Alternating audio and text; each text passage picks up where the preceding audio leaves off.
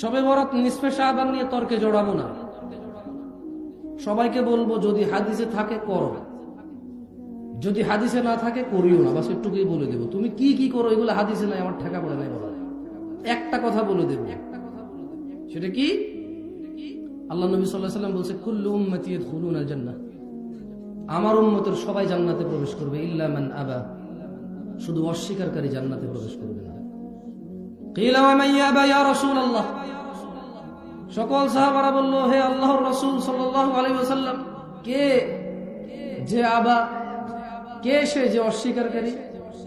বলল যে ফামান আতাআনি, যে আমার অনুসরণ করে, মানে আমি যত কিছুকে ইবাদত বলছি শুধু ওইটাকে ইবাদত বলে মানে এবং ওইটা করে, এর বাইরে কিছু করে না, সে জান্নাতে প্রবেশ করবে।